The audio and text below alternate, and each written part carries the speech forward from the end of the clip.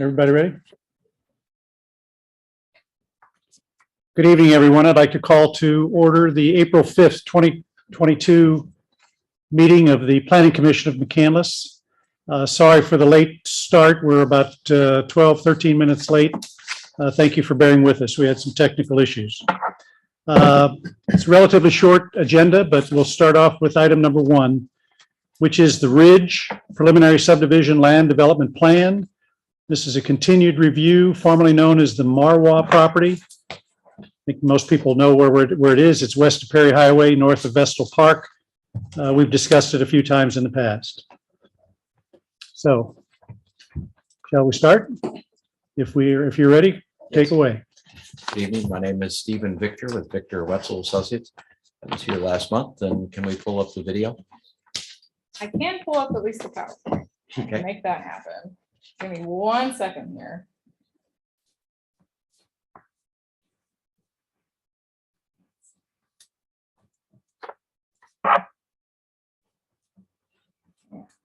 Kim, I see you just joined us from home, just so you know, somebody moved the cable, so we don't have the meeting room video, but we do have audio back and forth, and the recording is working for audio purposes, so everything else is okay, just in case you're wondering. All right, let me screen share PowerPoint.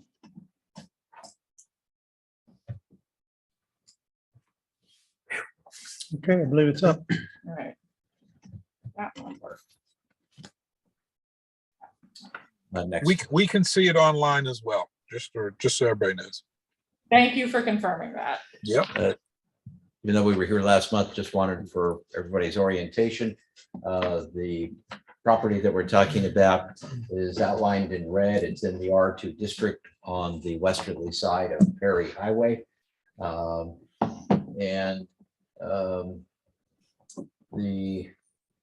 orientation on this is right is to the north. So obviously to the bottom would be to the east, left, south, and to the north would be to our west, which will be the orientation for all of the presentation. Next.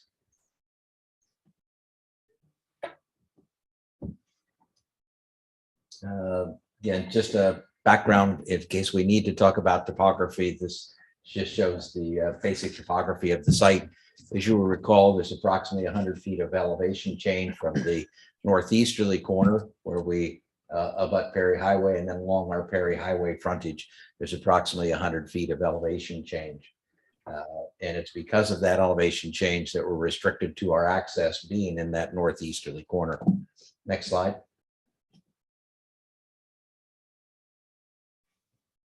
The subdivision is 19 single-family lots, and the plan has really two basic changes from what you've seen before, and it's relatively minor changes in that the street lot configuration has not changed. It's identical, but what has changed is that running parallel to Route 19 at the rear of lots 19 to 14, then 12, 11, along the sides where we had proposed a fence wall and a landscaping buffer.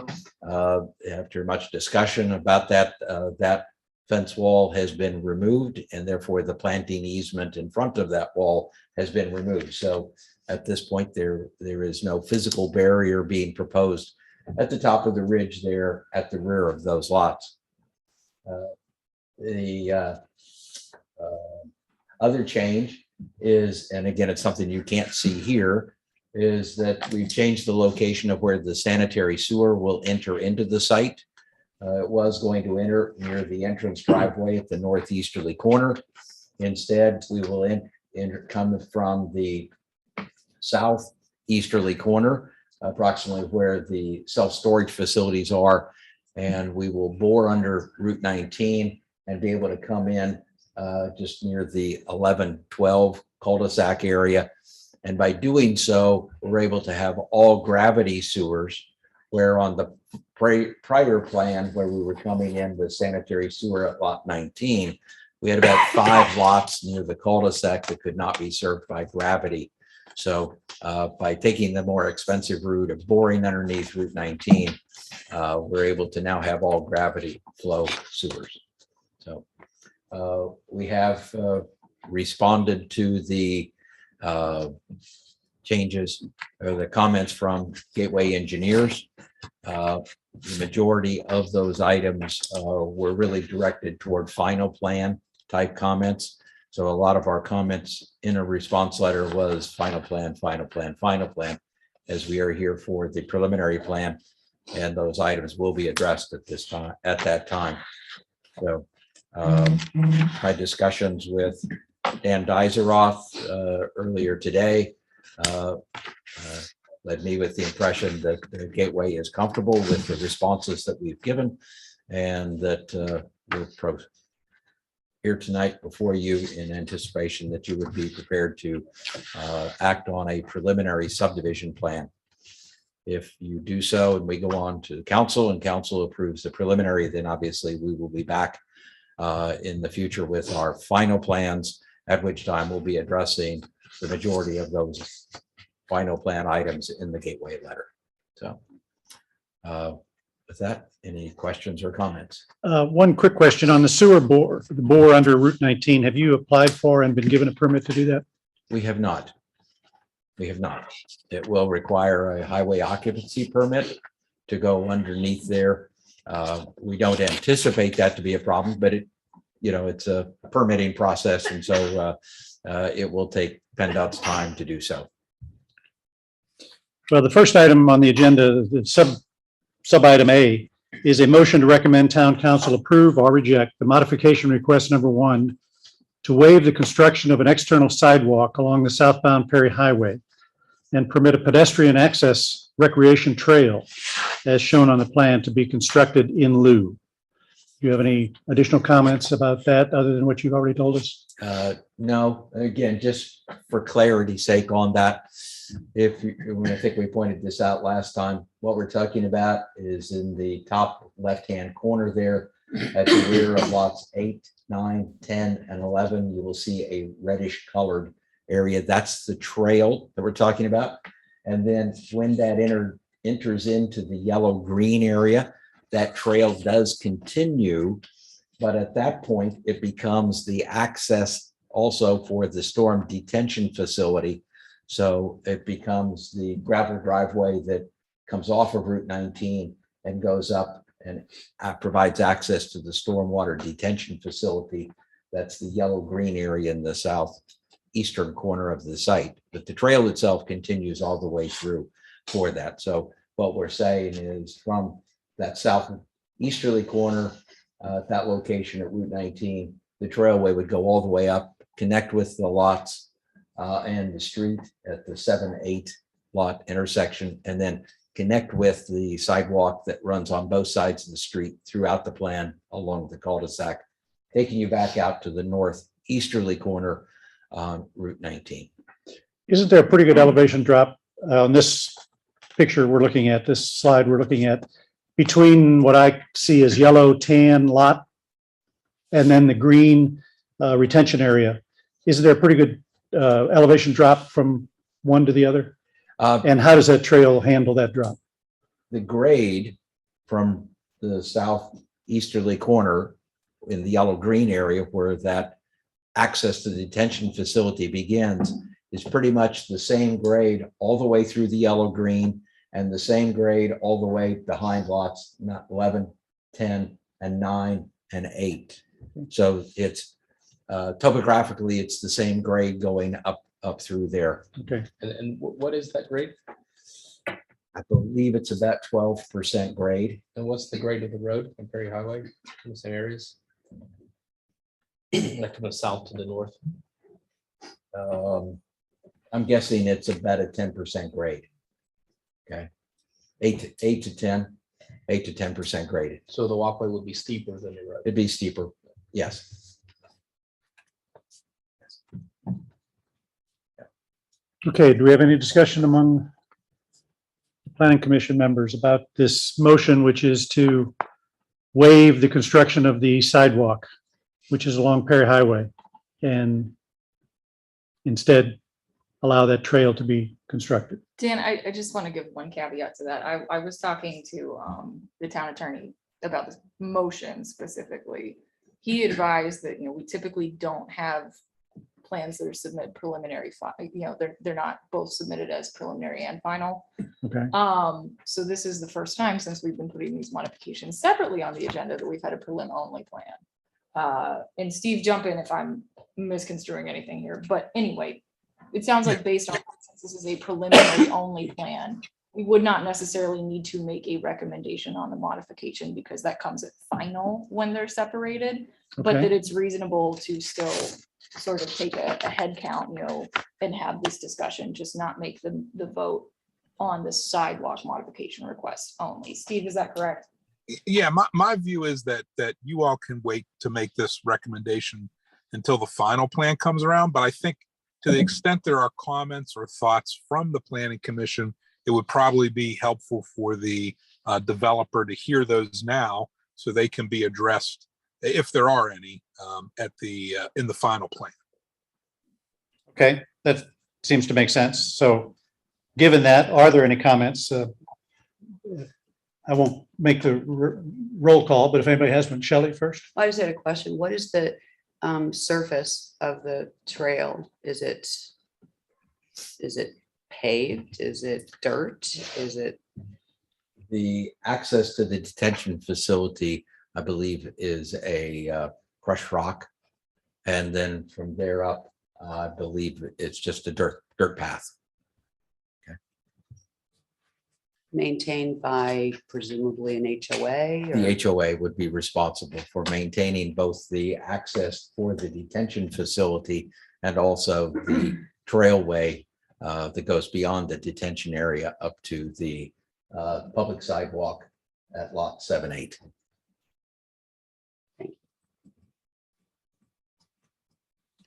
Any other comments? I have a comment when the commission is through with their comments. Any other commissioners? Looks like it's you, Kim. Oh, we have one. Sorry, Brendan has one. Okay. What is the proposed width of the actual trailway itself? From in the yellow. Probably a 5-foot wide trail. And when you say 5-foot wide trail, is that the width between like 7 and 8, and it winds up just being a narrower footpath, or is that actual 5 feet of dirt? 5 feet of path. The easement itself, Jay, maybe you can help me. It's probably Yeah. labeled on there and I It's can't 20 remember. 20 it's feet. so Is it a tiny, 20 foot? but yeah. It's a 20-foot easement It within does say that area. 5-foot trail on here. I The, can read that. Pathway that we're taking is an existing graded out area. And it's probably about 15 to 20 feet wide today. So it's not like you've got a steep slope coming down, a 5-foot trail and then a steep slope drop off. It's a fairly wide area there today, within which you would have about a quarter of it would be the actual trail itself. I mean, who is this trail designed to service? The intent is that this trail has the potential then to continue to the south through the Duquesne Light property to get to Vestal Park. So that's the thinking of why that it would be desirable to have this trailway connection. Is it designed to pick up any pedestrian path or pedestrian traffic from the north? Well, certainly you could come along Route 19 today. There are no existing sidewalks, but you can come down those, come into the plan, follow the sidewalks within the plan. And then between lots 7 and 8, take this railway down to the approximate Sarver Lane area. And then from there, continue on to the south through rights of ways through the Duquesne Light property. So there's not a lot of sidewalk immediately to the north of that, but once you get up into the flats, there's certainly a good amount of sidewalk. And my concern is if there's a focus on connectivity, on sidewalks, on people with mobility issues, other than just general pedestrian traffic, how are people, say, on mobility issues gonna wind up going down that dirt path, Mhm. shall we say, that's not an actual paved sidewalk alternative? Because if there's a sidewalk on 19, granted, the grade is gonna be the grade wherever it is, but at least it's paved. My fear is that how many months a year is a dirt path in Pittsburgh gonna be passable? Mhm. That's where my concern is. I mean, there could be signs placed somewhere that says, hey, sidewalk access down Route 19, go right here and then go back. It's just, to me, the plan of a gravel path at the bottom and then dirt doesn't seem a suitable replacement for concrete sidewalk. If you'd prefer to see another paving material, carry gravel throughout the whole area at the rear of lots 8 through 11 to connect with the gravel driveway, that would be fine. Mike, is crushed limestone, is that considered an ADA compatible surface Yeah, I think we have used it. for trails Right. before? What are the, RJ, the trail system that is going in the Blazer Drive development? Mhm. That's all, isn't that asphalt? I'd have to look at the plan. I don't know why I want to say crushed limestone, but I'm not Okay, maybe confident it that is. that's the correct answer. If I take the screen share down, I can actually pull that up and take But a it's look, not so- dirt. Oh, it's not dirt. It's Right. definitely not dirt. No, Yeah, RJ, what's the maximum grade for ADA accessibility? that's something I'm gonna have to kick to the engineer if you know off the top of your Yeah, head. it's like Might be over 8%, I think. in Uh, that compliance. 8.33% Yeah. for like a certain, and you gotta go flat. If you're under 5%, you can keep it going however long. Yeah, is 8% like for the driveway approaches and things like that, right? You just need a flat, like a landing if you're over like if you're over 5%. Yeah. Then you can't really exceed 8 points. So it'd be exceeding that. Okay. That landing area is every 32 feet. So it's going 32, then you have a 5-foot pad and you go 32, and that's at 8.3, and we're running about 12% here. So it would not be physically possible to do that type of ramping. So I also think that there is some leniency, if you would, in the ADA consideration, because McCandless, as almost all municipalities, allows streets to go to 12%. We build our sidewalks paralleling the street at 12%. So it's really no different. But in this case, I guess it'd be a 2 to 4% difference between the pathway and a sidewalk along Route 19. No, I see it. You're saying it if the 8% grade there.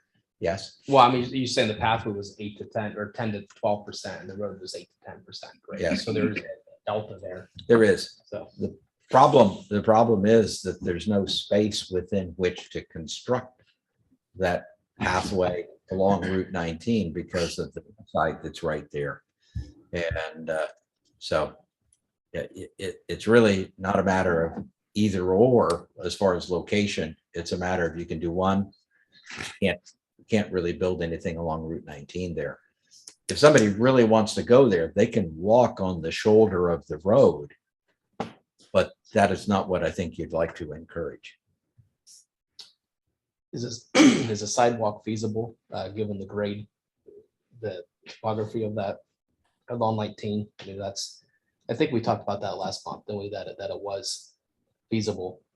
You can was do fun, right? anything if you try hard enough. It's Well, just as I the height of the recall, wall. the retaining wall Yeah. issue became problematic Yeah. because you would have had to have built a retaining wall of such height that it exceeded what we allowed, Mhm. as I recall. Our limit without variance is 6 foot and it would be 10 to 12. And so then the only way you do that is that you somehow stage it or shelf it back to 2 6s instead of 112 kind of a thing. Is that, It's difficult. Yeah, But- anything's feasible, but Yeah. You can engineer anything if you try hard enough, Yeah, but right. if you want to disturb that much slope, that's kind of the open question. I think. If I recall also, your wall ordinance basically says you can do that stepping, but when you do the stepping, it equates to a 2-to-1 slope. It was written that way to say you're an idiot if you want to build a wall because we're going to make you cut it at 2-to-1, whether you spend money on a wall or you could just cut the dirt.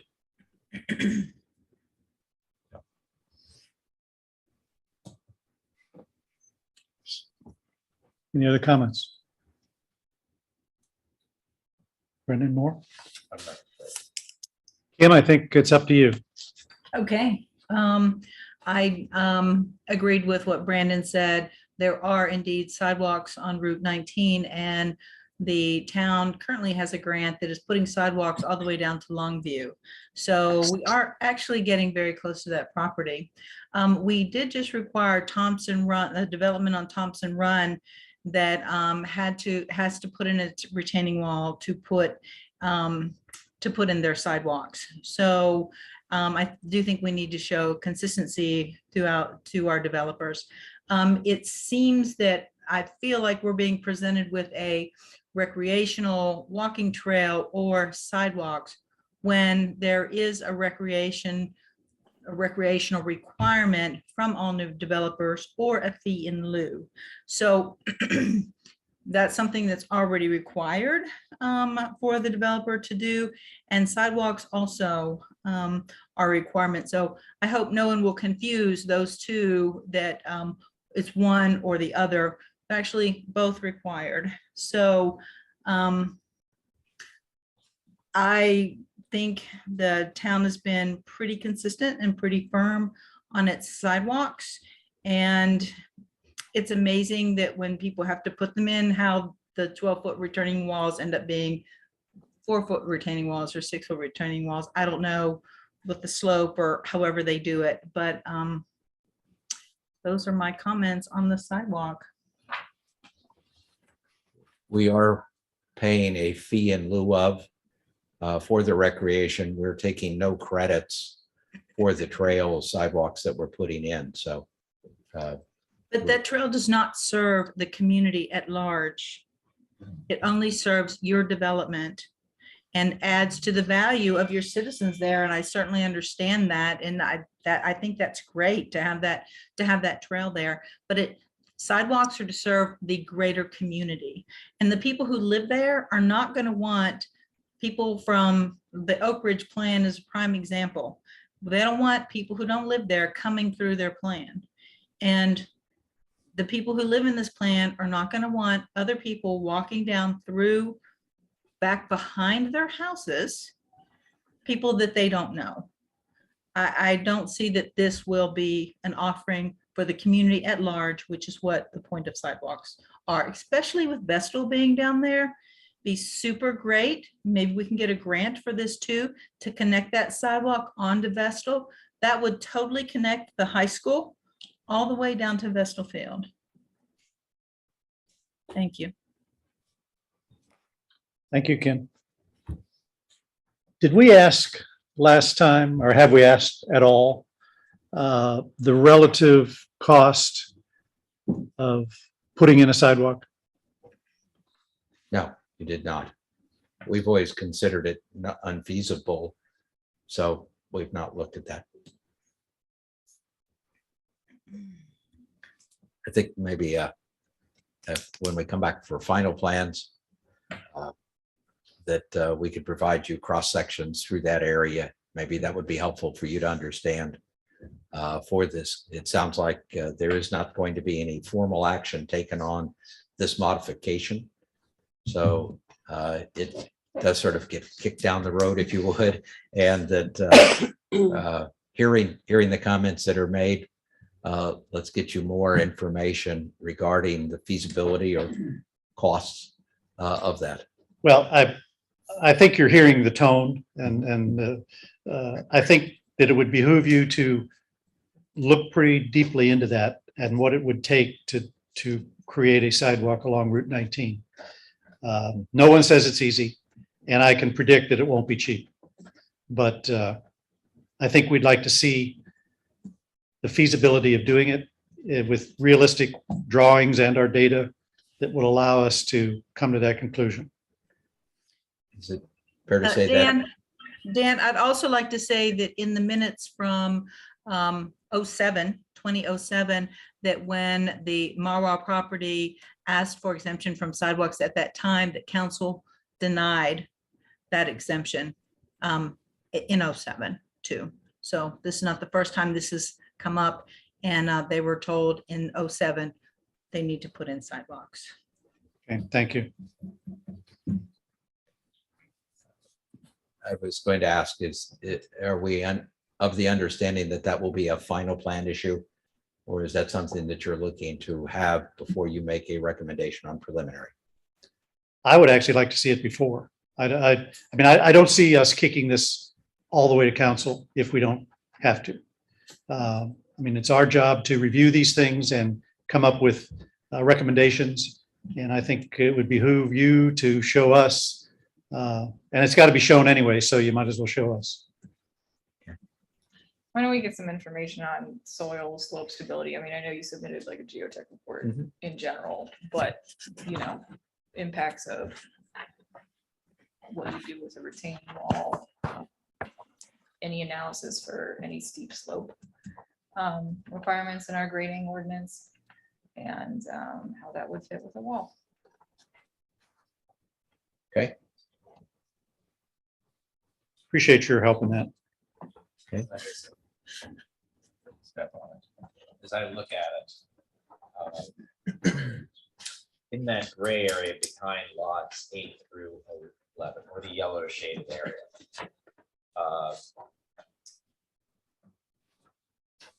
is there room, or is there a study that's been performed to look at whether you can switch back the trail there to perhaps get into better ADA raises, such that if it indicated that the expense or the logistics of going along Route 19 were not particularly feasible, could there be an appreciable benefit to the routing behind those lots that we could take a look at and say, well, it's not on 19 Route 1, but at least it's a better grade.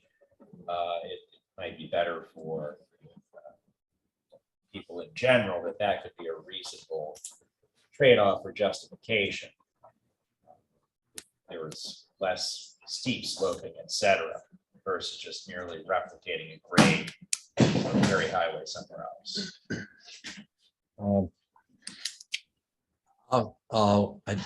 I normally don't like to speak unless I know absolutely the answer, but I'm going to stick my neck out on this one a little bit. I believe there is a provision in the ADA requirements that you have to have the 8.33% access with 32 feet long, 5 foot leveling area, and then 32 feet if it's 8.33%, et cetera, for only access to a building or from a parking lot to a building. I think the ADA recognizes that that sidewalks are streets are commonly built to 12%, and it would be impossible for sidewalks to be going up at 8% when the street's going at 12%. So I think there is a provision in the ADA requirement that says it's okay to be 12% as long as you're mirroring the street. So And that may be fair. I'm not enforcing the ADA. I just use that as a reference for grade. Mhm. And if we can get closer to 0 on grade, to me, in my mind, it makes that routing a little bit more palatable because it's not in the location I like. But if it's people not going straight downhill or straight uphill, perhaps that has some kind of benefit that could be considered or weighed along with the location. Okay. We will take a look at seeing if that grade can be softened.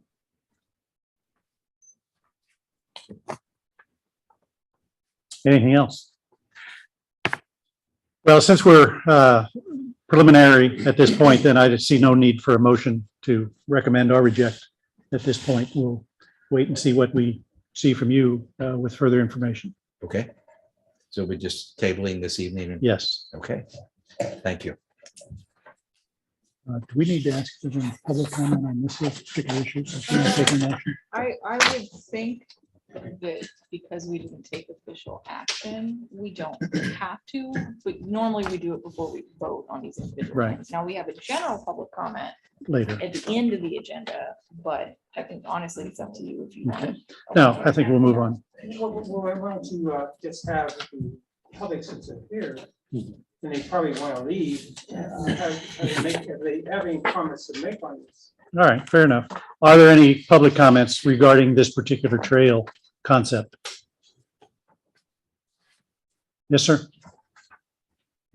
Please come up, state your name, your address. Brian Wright, 10061 Oak Ridge Drive. I'm sorry. I missed- That's all right. Brian. Brian Wright, WRIGHT, 10061 Oak Ridge Drive. Let me ask before I say anything, do you own, are we only allowed to comment about the trail itself? or We're talking about the trail at this point. Only the trail? so Yes, not the we've development? got more to talk about. There's another part of this to be talked about further. Okay, I'll hold. Okay. that if you want. Yeah, I'm sorry. Okay. If I wasn't clear, I'm talking about this trail issue itself, as we've discussed up till now. Okay. Thank you.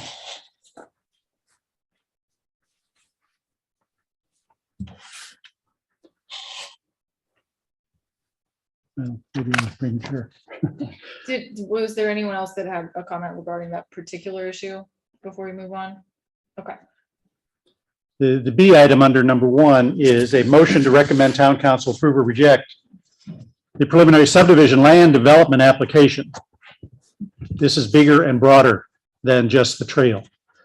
Subdivision land development application for the Ridge residential plan as submitted by the Ridge Pittsburgh LP. So this is the bigger issue. And are there any comments? Oh, you want to, okay. Unless I'm misreading the way you've I mean, subdivided it. that's totally fine. If I think that's perfectly okay. So in that case, Mr. Wright, did you want to provide a comment on the general plan? Am I understanding? Well, Do you have any comments? Because you were only talking to the trail last time you were up there. Oh, okay. I see how, my apologies. I heard either an up or down vote, but there's also a tabling. Did I understand? We have that? tabled the trail. But now we're on point B, which is the land of the subdivision plan. And I was anticipating that there would be a tabling of it so we could come back and respond to you in regards to this. Okay, are there any other issues other than this trail on the Ridge proposal in total that we need to discuss tonight? I am not aware of any. If Okay. there are any points that you have, I'd be happy to discuss them. I pointed out the changes that we have made so that we've eliminated the grinder pumps and that we've eliminated the wall fencing area that was running parallel to 19. Okay, Yeah. And I think we've addressed all of Gateway's issues that are pertinent to a preliminary. And we have no disagreement with the final plan comments that they have made. And those would be responded to, I believe, appropriately at the time of the final plan. okay. Thank you. All right. So now we'll have a second round, if you will, among the commission. Is there any comment from the commissioners that regarding the plan in general that you want to make known? Yeah, I am sort of confused on page 2 of your response letter to Gateway's engineer review comment letter of February 21st, 22. Under the caption, land development comments, number 7. The response seems to be that the stormwater and sanitary easement says it is maintained by the homeowners association, the HOA. The easement is a private easement and only has to be 10 feet wide and not 20 feet wide. Yet section 913.16, although it doesn't deal with the easements, it deals with storm pipe. F12, dealing with stormwater sewer pipes, seems to be state that, and then I'll just read it to you. all storm sewer pipe proposed for public dedication. So that's public dedication, either to the town or a homeowners association shall be greater than, et cetera. But the important thing is that proposed for public dedication includes a homeowners association. So would that carry over to number 7 on your page 2? I'm a little bit lost because page 7 or item 7 on page 2 Right, is storm and sanitary profiles. right. The question about the easement occurs on page 4 under stormwater comments, item number 3. Well, but what we'll talk about is the response on page 2 of your, it's March 11th letter. Okay.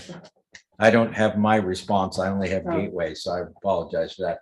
But in conversations that we have with Gateway in regards to this, they led us to believe that it was appropriate, it's okay to do a 10-foot easement in the backyards for private storm sewers. Yeah, but I mean, this is sort of contrary, well, it is contrary to the law, which is, again, 913.16, and F12, I think. F12, which seems to indicate that a homeowners association is a public. I mean, would you I can just- only, my response was, they told me it was okay to do, Gateway told me it was okay to do 10. I'll go back and confirm that with them, point out to them what you have stated, Right. and that if it needs to be 20, it'll be 20.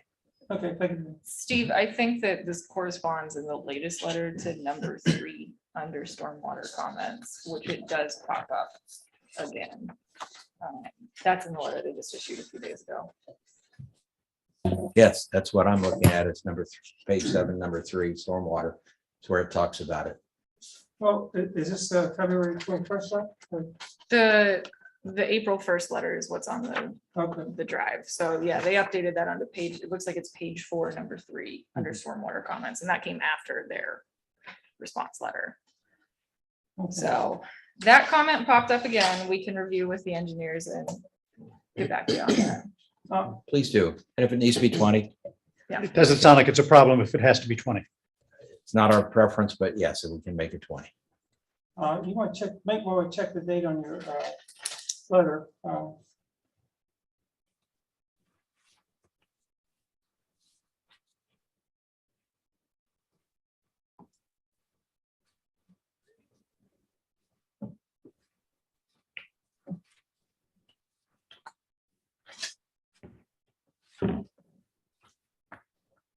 So that is to be reviewed and checked with Gateway.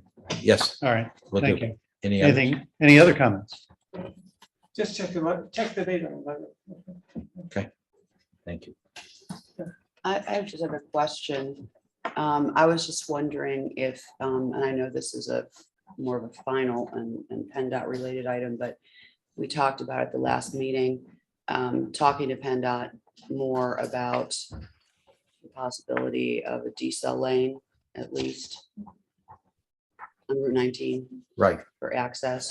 Uh, And I believe that the response was that, while I understand what the traffic study shows, I was pointing out that I think that it's right on the cusp of warranting. Okay.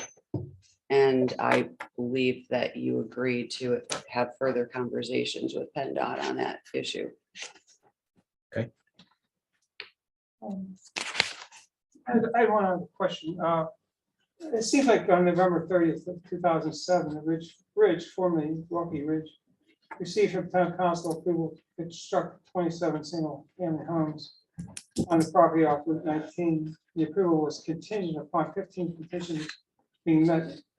Do you know why the project wasn't completed at that time, or what was it built?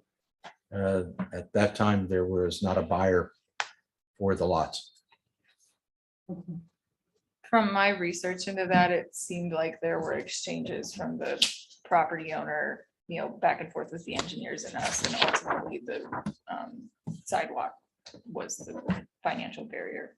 Oh, that's, At that time, anyway. I Okay. mean, things could have changed, so. okay. Any others from up here?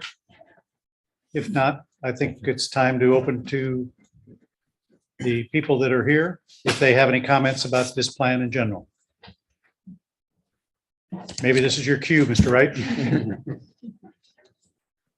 Got it written down from last You don't time. need so to address it you're- yet. You're ready to rock. Okay, so I just have 3 or 4 fairly brief comments or questions. So I'm one of the bordering properties in the back there, directly behind lot 1.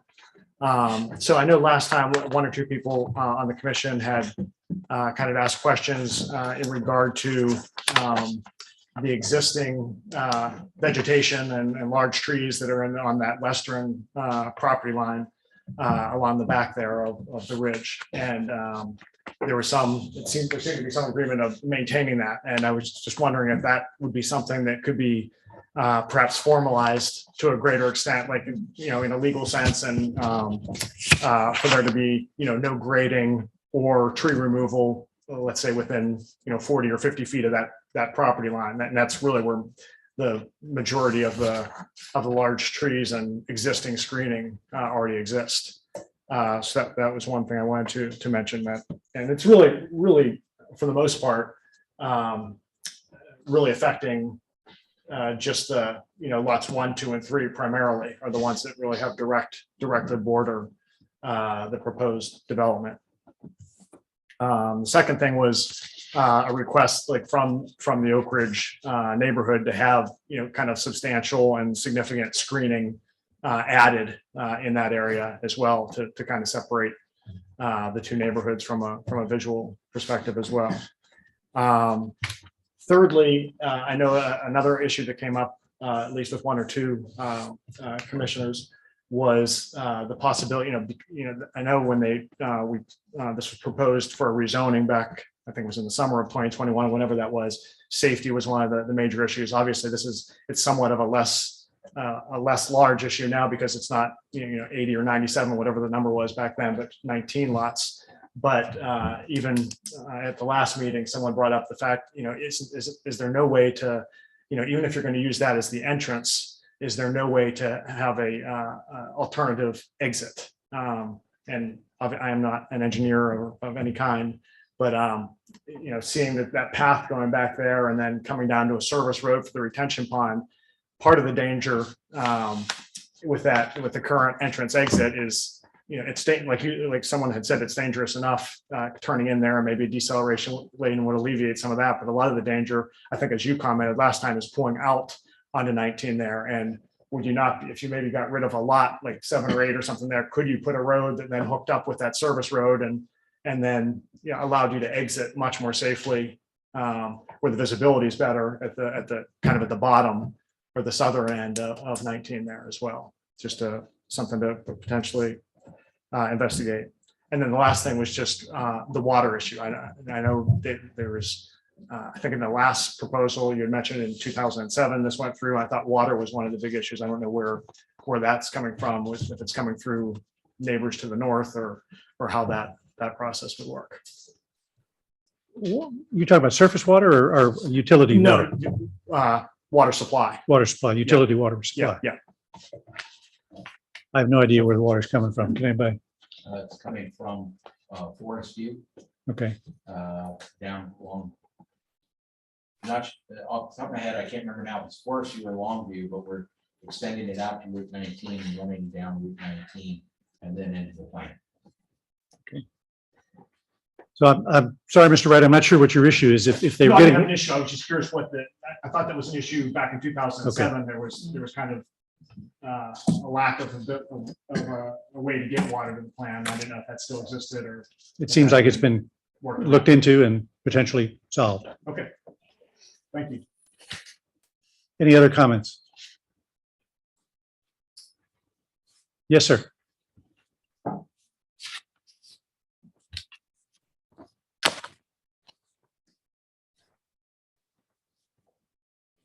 Please state your name and your address.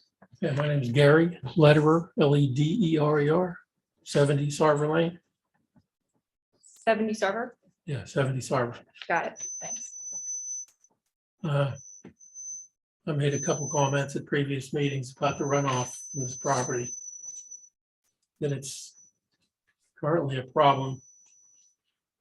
And I don't know what percentage of the flow from the property is going to end up in the detention pond. What percentage flows over the back down to 120 Sarver Lane.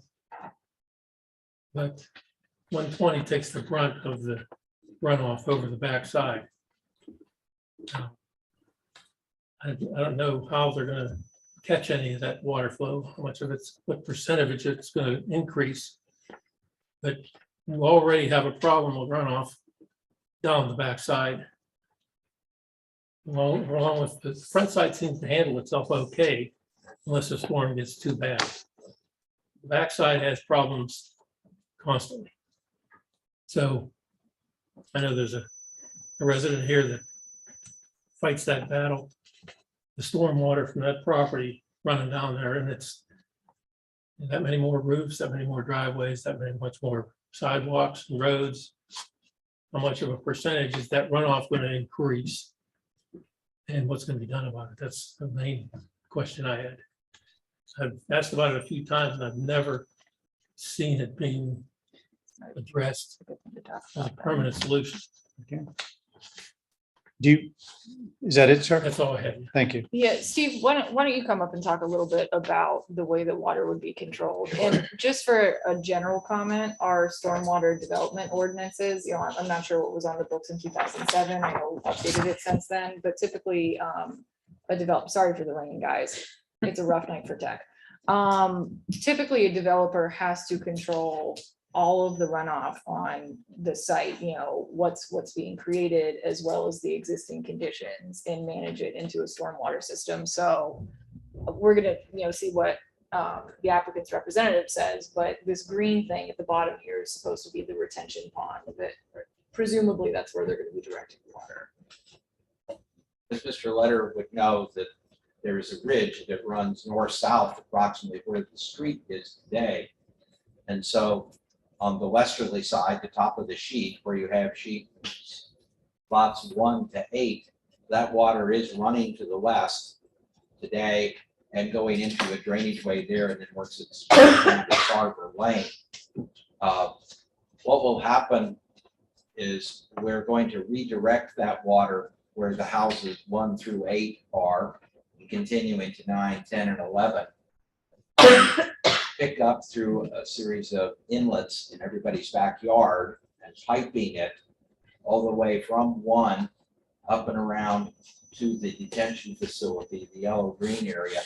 And from there, then that water would be discharged into the Penndot pipe that goes underneath Perry Highway. So all of the water that currently comes off of your ridge that goes that way will, a significant portion of that will be redirected, carried around. The location of the drainage area, that television screen's too high for me to reach. But I think you can see in the rear yards of 1 to 8 to 11, the dash line, thank you. Follow that dash line where the arrow is. There'll be a collection pipe. So all of that water that's coming off of their driveways, off of the rooftops, goes into their backyard, and there'll be a catch basin in the backyard to go into that, and then that water will be carried around. That still allows the water that's beyond that dashed line where those pipes are. That water will continue to naturally flow off into that area, but it'll be a much smaller watershed area, so there'll be a much smaller volume of water that will be coming in that direction. That's that at a natural grade there.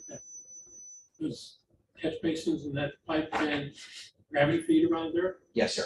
Okay. Yes. All right, I haven't seen the plan Yeah. presented. Yeah. And the catch basin itself, not gonna cross 19, not gonna cross, it's gonna go into West Bend Park. No, there is a catch basin in our southeasterly corner of that yellow-green area. If you put your arrow there again. Here? Nope, that's Oh, you coming mean right over there. here? Nope, southeasterly. Southeasterly. So as you're. You're in the northeast. Oh, Yeah. yeah. Okay, in that corner, there is a PennDOT catch basin right here. The water will go into that. So, I'm not sure where it goes after that. Oh, It goes down. Does it go down? Goes down to West Bend Park. Okay, It goes right over the hill in West Bend Park. That's what floods the valley okay, down below. And then, but they had to raise all the walking paths vessel because that valley floods. okay. I guess when they redid the flats, it increased the flow. And that flooded the valley behind Penn Power. And now Penn Power has trouble currently with warm water approaching on their power paths for the transformer. Comes in and receives, and now they're the problem with growth after the fact. So it's just additional water. It's additional problems, because we are right at the water table now. And put more water on it, it's gonna have trouble going away. The water you're talking about in that green area. You'll slow it down, you're gonna have a catch basin there to catch the flood slow and then drain it off slowly into the existing storm drains. Right. And I'm just telling you that water in that valley is a naturally the breaking point. You increase it, 5, 10, 15, 30, I don't know what percentage increase the flow is going to be with all the roof and so forth. What I talked about. It's got to go somewhere. It's going to come at us. It's going to come at West Bend Fire. It's going to come at me, the right side of West Bend Fire. And one of the backside that you don't have to catch is going to come at dawn at 1:20. So I just would like the board to be aware that 10, 15 years from now, when the developer's gone, HOA is sitting up there. We didn't know anything about this. You know about it now. You know about it ahead of time. There's no room for error. What we received coming off of that property. What we received coming off of that property puts us at zero tolerance right now. We are fearing an increase in any direction. That's all we're trying to have you see. Now, West Bend Fire is going to be in trouble. I'm going to be in trouble. He's going to be in trouble. He's going to be the worst. West Bend Fire is going to be second. I'm going to be third. So just like the voice that foresight now, 15 years, you're going to be saying, well, nobody said it. Nobody said it. I understand it's the problem with Vessel Field as well. It's swampy down there already. That's just south of you guys, right? Right, that's why they had to raise the walkway to get to Vessel Field when they redid the drainage to flats. Because we were so close to a tolerance, there's nowhere for it to go. It sits there and then slowly seeps in. 2 weeks later, it's gone, but it sits there a couple of weeks before it disappears. Increasing the amount of flow in there, it may never go away. The water may sit there forever. I don't know. I don't know what the increase is. I don't know what the results are. No, an engineer for hydraulics, whatever it is.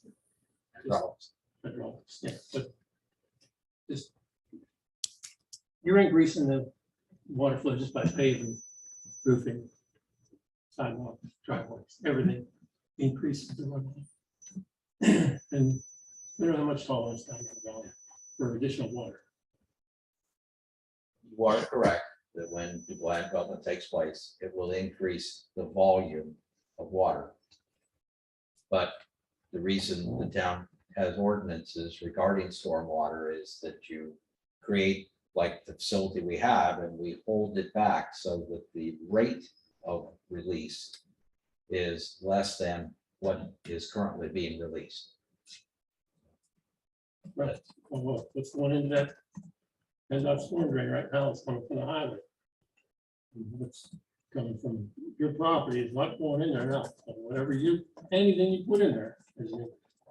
I don't know the solution to what downstream of your property. Someone just needs to look at it closely. That's all I'm asking. The township engineer has, and I hope your concerns, RJ, can be passed to Gateway and let us know if they need additional hydraulic information. Sure. Any other comments from the public? No? Are we ready to make any kind of a motion at this time? Well, I mean, I think there's. I would agree. Then this item B, 1B will be tabled along with item 1A, and no motion will be taken at tonight's meeting. So that completes our discussion of the project, The Ridge. All right, thank you.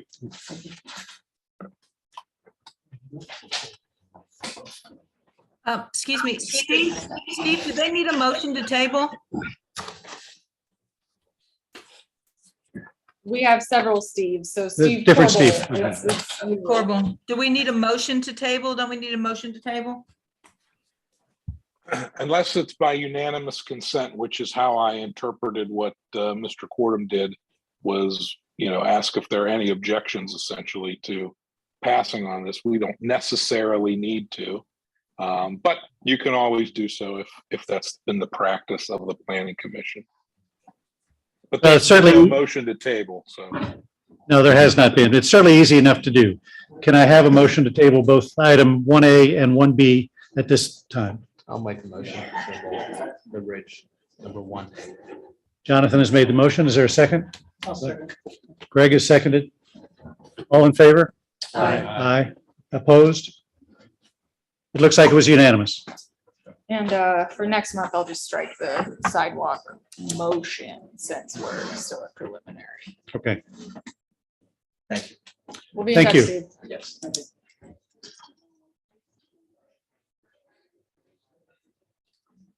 The next item on the agenda, item number 2, is something that I actually asked RJ to put on, and because I wanted a general discussion among the planning commission members.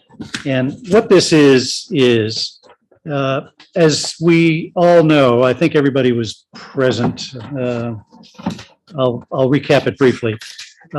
In our February meeting, it was mentioned that there was going to be a steering committee meeting for the new zoning plan, steering committee meeting coming up in the somehow near future.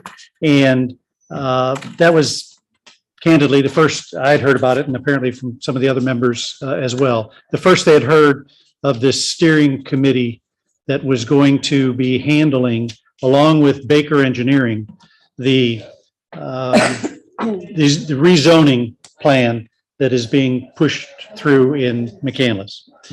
And so I wrote an email to RJ and I said, if I look at the zoning code, it sure looks like, not the zoning code, but our overall code, it sure looks like it's the responsibility of the planning commission to take on that responsibility. And instead we are using a steering committee. RJ's response, and I don't mean to speak for you, RJ, but RJ's response was something to the effect that this is the way we did the big comprehensive plan. It seems to make sense. It's more efficient, and that we as a planning commission would be allowed to review, and we would have the ability to have input into something that the steering committee was doing. I was okay with that, but I wanted our town attorney to give an opinion that that was also appropriate, And Steve, if I'm not mistaken, you did. And I saw, it actually went to Bob Grimm, and Bob Grimm and you looked at that. And Bob Grimm wrote all of us an email back that said that that was appropriate, and that was the way that it was going to go forward. And I wanted to just make sure that since this is something that at least on paper and in our code, current code, it looks like it says that the planning commission should be taking on this role. Is everyone on the planning commission aware of that? And I think we have tried to circulate all of the emails that discussed this.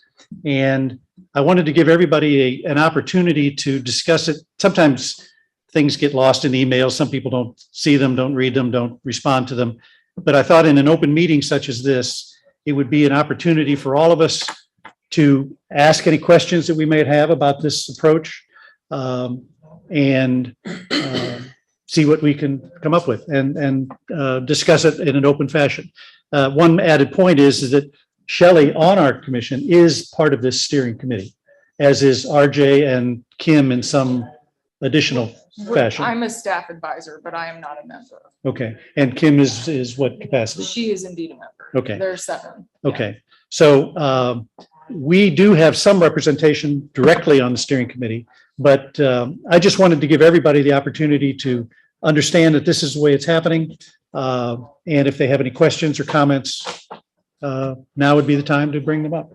Well, I wanted to make a motion, but first I want to give you some background information. I sent an email to Town Council, RJ, and you, Dan, on February 23rd, outlining the law in the area regarding updating zoning laws and the important function of the planning commission in this area. I believe that the rest of the planning commission members were forwarded that email. I went before Town Council to present my case as to why the planning commission should have the lead role in recommending to Town Council amending zoning ordinances that, and that presentation was made on March 28th of 2022. I would like to give some of that planning presentation to you now, plus add some things I did not give to the Town Council because of time constraints. But and then after I would so this is the basically, and I did add some other things. Basically, I said after my introduction, I said I'm here to question the way the zoning ordinance update steering committee was formed and how it is now being handled.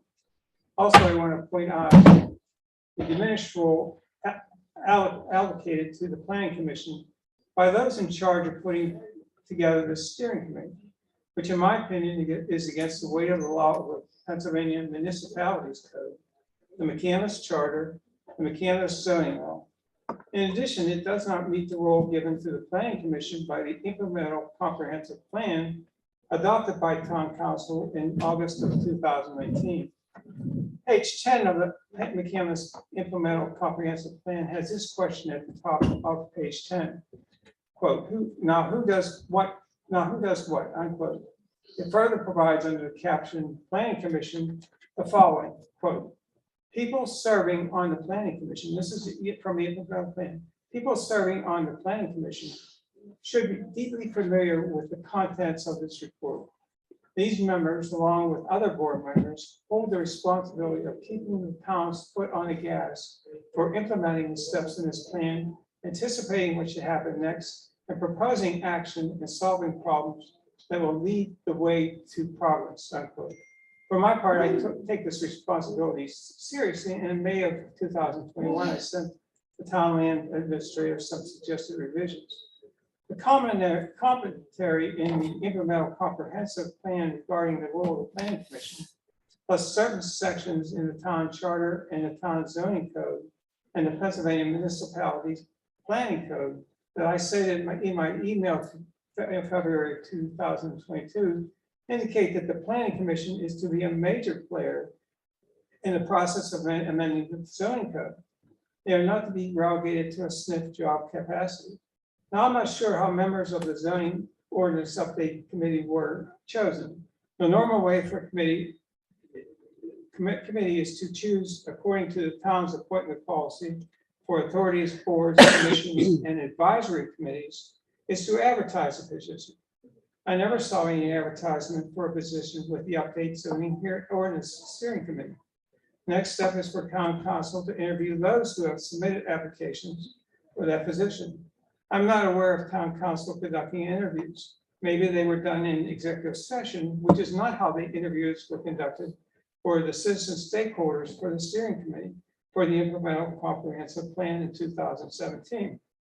For the comprehensive plan steering committee, town council interviewed each one of the applicants for the citizen stakeholder positions in a meeting open to the public. Town council then voted for 7 of them to be on the committee. I did not see any such activity in the zoning update steering committee. I did not notice any member of the zoning law update steering committee being elected by a majority of town council.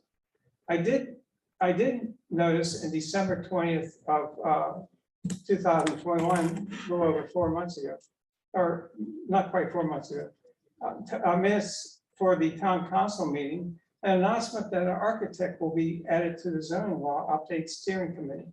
The announcement does not give any indication as to how the architect was chosen or whether the person was voted to the committee by the majority of town council.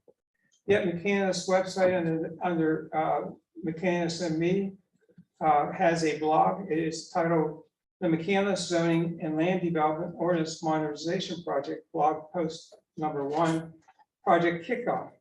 It was posted on March 14th, 2022, a little over 2 weeks ago. Under the caption, "Who is involved?" It includes members of the task force defined in part as a focus group appointed by town council. My rhetorical question is, this is what I said to council, is were citizen members of the task group, in fact, were they appointed by town council? If not, a correction needs to be made to the blog. I point out these problems for 3 reasons. If the town is not amending the zoning law in accordance with the required procedures of the municipal planning code, is not protecting, quote, due process rights of the regulated public. Now, I'd like to pass out something from the Pennsylvania Department of Community and Economic Development that says that, I have the arrow and with it says that. So we have to be careful. And so does everyone see that? So again, I'll repeat that statement. If the town is not amending the zoning law in accordance with the required procedures of the Pennsylvania Municipal Planning Code, it is not protecting the due process rights of the regulated public. Also, there is some question in my mind whether the process is complying with the Sunshine Law. At the PC meeting held February 1st, 2022, I asked to attend the meeting of the zoning law update steering committee that was going to be held in February, and I was told I could not. To me, this shows that someone does not want the planning commission involved. To me, there really appears to be a lack of transparency surrounding the law update steering committee that needs to be looked into. There needs to be a commitment to citizen participation and transparency. To quote from the Pennsylvania Department of Community and Economic Development's planning series #2 titled Planning Commission, page 17, I don't have that handout, but it has a paragraph titled Public Participation, and it then goes on to read, quote, public participation is vitally important to the planning process for 2 reasons. It allows citizens to have say in the actions and decisions of their government, including community planning and land use regulations that governing bodies and planning commissions undertake as authorized under the MPC. And 2, it results in better and stronger plans through consensus building and the stakeholder advocacy for successful plan implementation. As again, the main topic is planning commission.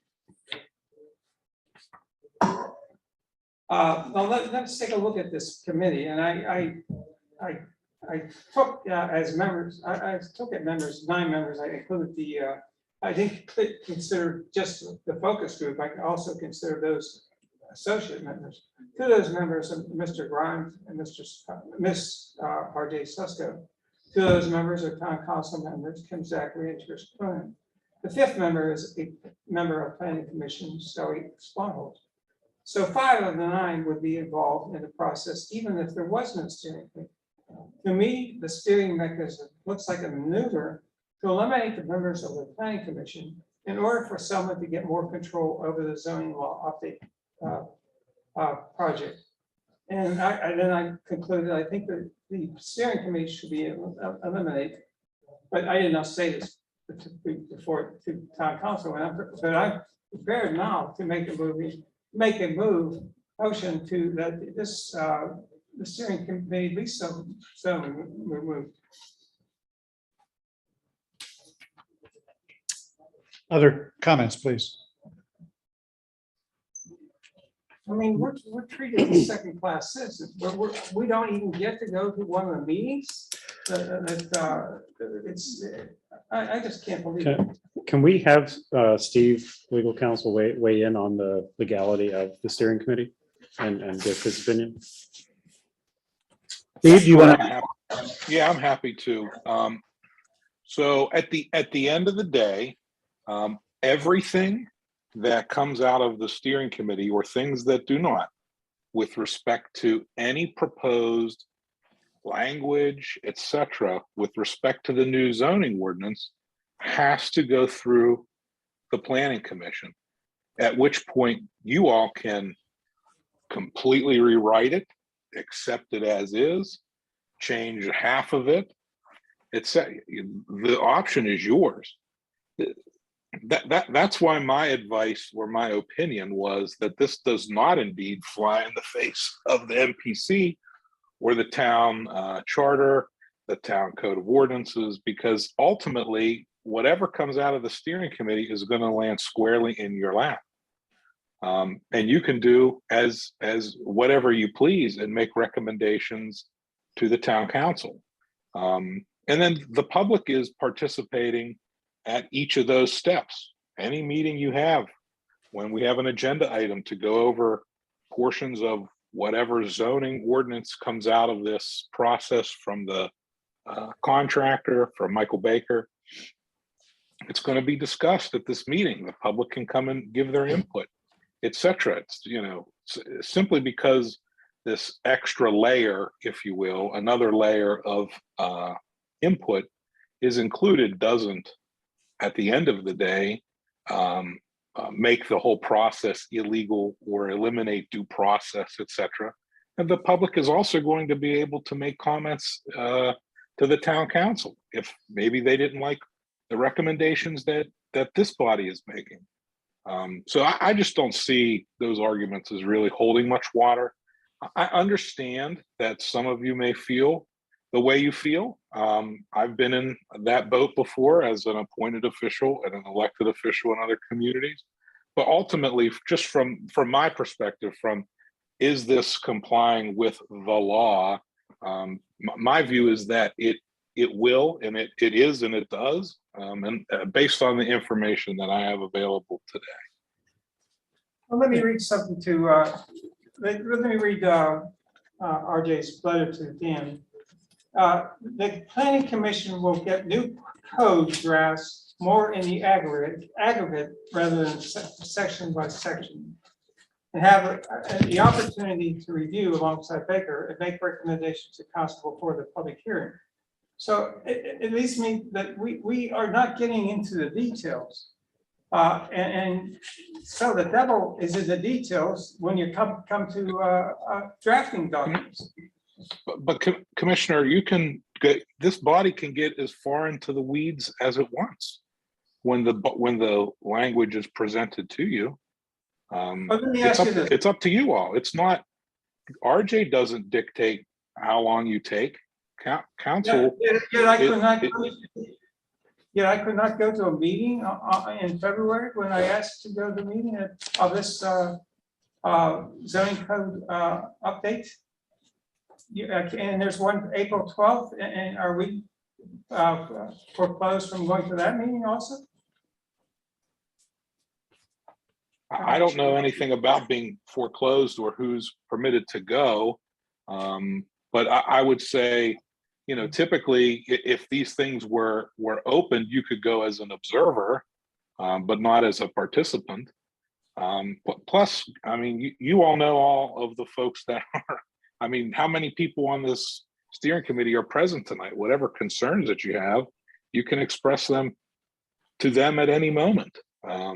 Other than a performative speech you might make at that meeting, I don't see what the concern is. I mean, ultimately, you're all going to get to weigh in on this as much, or quite frankly, probably more than the steering committee. It's my understanding is that it's Michael Baker that is putting pen to paper, and you'll be presented with that work product, and you'll be able to opine whichever way. Where do you? You're doing the echo thing. Zoning world. Steve, the last 30 seconds, 20 seconds of your speech, you were in total echo, so I don't know what you did differently. But as I understood something I read, and I don't know exactly where I saw it, I believe that the public were going to have the opportunity to participate, review, see what had been going on twice. Once in June, July timeframe of this year, and once at the end of the year or perhaps next January.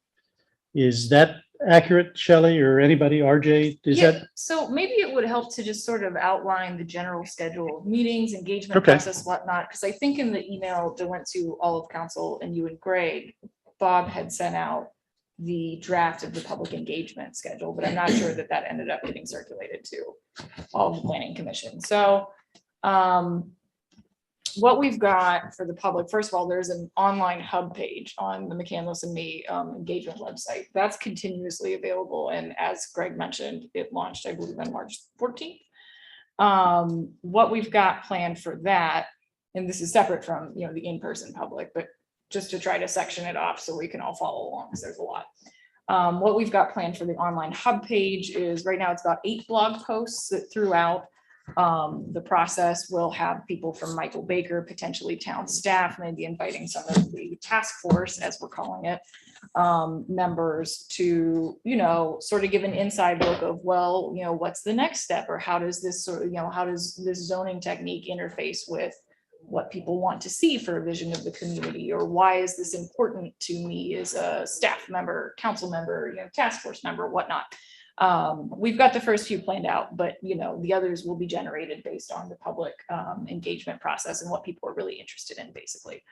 There are also a couple other activities, one of which we're going to be launching within the next couple weeks after we get feedback next week from the task force, who will functionally be the focus group for this activity. It's going to be a map activity, since the McCandless and Me platform has the ability to create maps where people can pin things, add photos, all kinds of stuff like that. It's called Keep Change Enhance, not Keep Change Replace. Screwed that one up the council meeting last week. But so the correct title for that is Keep Change Enhance.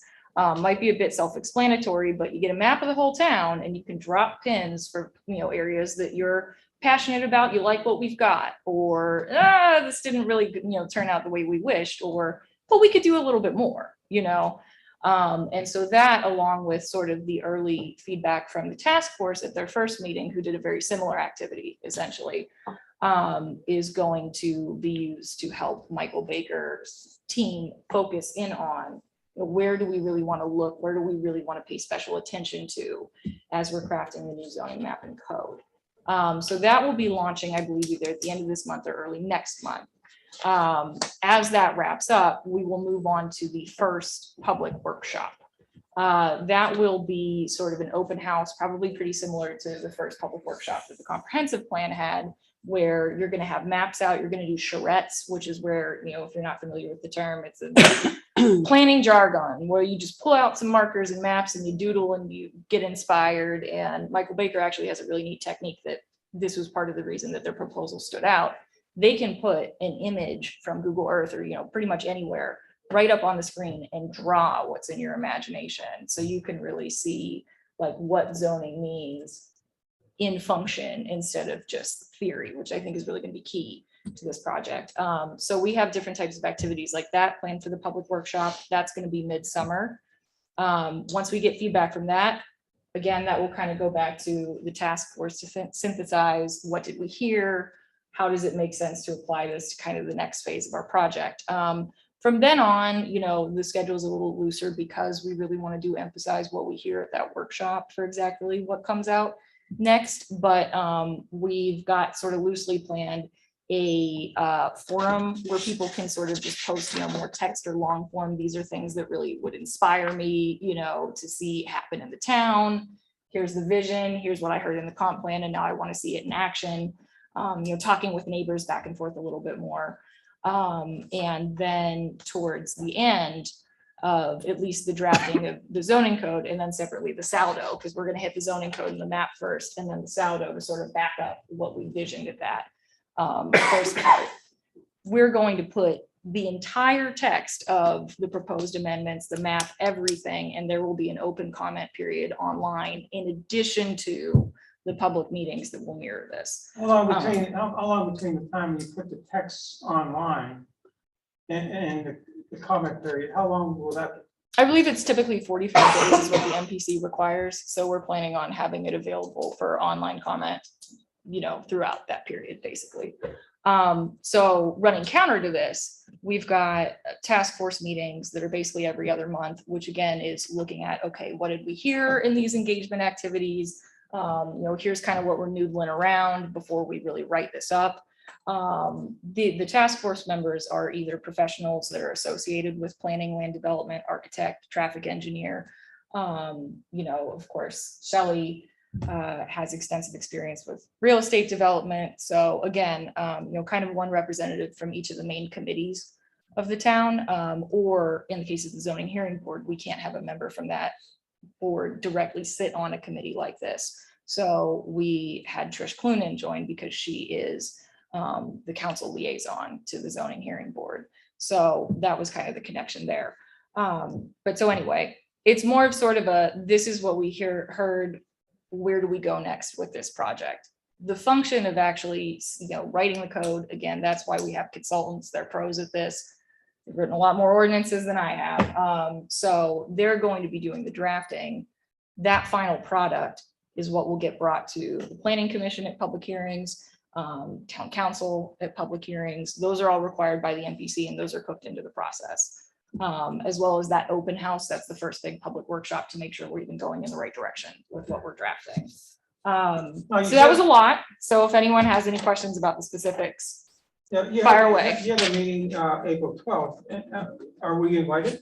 So per the recommendation of the consultant, they advise that for these task force meetings, it's typical to not open them to the public because it's a lot of, well, what about this? Or someone says, well, I don't know if I like that. What if we did this thing? And there is a risk of essentially those either getting, piecemeal. Someone heard, oh, the town is going to allow, a 10-story apartment building somewhere, when that's just one person, that's one member of a committee. To be clear, that conversation has not been had at ours, but simply as an example, we don't want sort of the focus group of the ideas of what they're going to move forward and start presenting at the public meetings. We don't want that to be taken as the gospel for where we're going with this project. So that was actually discussed at the kickoff. Do we want to open these all up to the public? And their advice was it's typically more appropriate to focus the public input at these workshops where there's more structured activity, more exchange with the public, rather than somebody just hearing something and not really taking it the right way and things kind of getting out of hand. And this also, we took a look at what was done for the comprehensive plan, and it appears from the meetings of that steering committee, those were not open to the public because they repeatedly referenced when we're preparing for our first public meeting, we'll do X, Y, Z. So that was kind of the genesis of how we landed on keeping the task force private, at least. So Shelley, what did you do at the meeting in February? At the meeting in February, we just, so let me just say, I hear what you say, Greg, and I understand it, but I think you might be maybe misinformed a little bit about, we are not talking about what ordinances need to be modified, what, what zoning changes, have to happen in terms of the writing of it, the kind of, I think your concern, which is more focused on the legal end of things, Right. and making sure that there's full public disclosure in accordance with the municipal requirements and state requirements. And I would have to say that the task force really, we've only had one meeting. Yeah. And it's very close to what RJ explained. This is just a group of people who do all have some, skill sets kind of related to the reality of, it's not just people who don't have any clue about, some things are obviously monetarily just impossible to consider, but this is pretty high level stuff. This is sharing of ideas. This is talking to a group of people who've lived in this community. Some of us have been here for years. Some are newer to the community, have a different perspective. So it really is very much more like my opinion, a focus group at this juncture, and the work and the kind of things I think you're concerned about having input in is the work of Michael Baker that's going to come out to the Planning Commission, to the council, to the public in a very, what so far, based on what the timeline, a very focused, a very planful and organized way. Well, I have a couple of comments. One, I did have a legal issue. I didn't get into it quite as deeply as Greg did, but my concern was that if in fact the Planning Commission has the responsibility for rezoning, which seems to be what is written down, and as a result of this new process, somebody gets rezoned out of their property or something. It's bound to happen. Somebody's not going to like or thinks that their property has been devalued because of the new zoning laws that we enact. And if they decide to sue, I didn't want to be on the receiving end of that lawsuit as a Planning Commission member who, quote unquote, didn't do our job and somehow abdicated our responsibility. Especially when I didn't even know it was being abdicated until after the fact. I didn't even know this committee was being created, steering committee. And I think that might be kind of a far-fetched situation, but I could just see somebody being zoned away from their property, and you know what, they were gonna bring it out into some legal action. I didn't want to be a part of that. So that was my legal reason. That's the reason I wanted to have Steve give us his opinion that in fact this was a legal process. And I'm happy with his response. But secondly, I think that the statements that we can see this at a later time and at about the same frequency as the public sees it, it's a little bit, in my humble opinion, closing the barn door after the horse is already out. If so much work is done, 6 months worth of work is done by this summer, it's hard to go back and say, you know what, you guys are going down the wrong path. It really is difficult. Now, it was mentioned that, well, we could rewrite it if we wanted to, or we could change it, or we could change half of it. We could do whatever we wanted. But that's really not a practical response, I think, for something that we would see so far after the fact. So, having said that, is there a way that we can be given more frequent updates? Bob Grimm's letter said that, and I don't know if he was speaking for you, Shelley, with your knowledge or not, but he said that Shelley Sponholz, who's on the task force, has offered to provide a brief report at each of our meetings of the progress being made. I don't know whether you're prepared to do that. I didn't know if you know that he even said that. No, I saw that. Okay. Yeah, I'm fine. I'm certainly fine with that. Just to be clear, there's nothing for the reasons aforesaid by RJ, and that having a group that isn't like in a public setting and just being able to talk, to chat, to discuss focus group style, doesn't mean that everything isn't, transparent in terms of my willingness to share anything and everything, either, as this group publicly or any members of this group who want more in-depth information.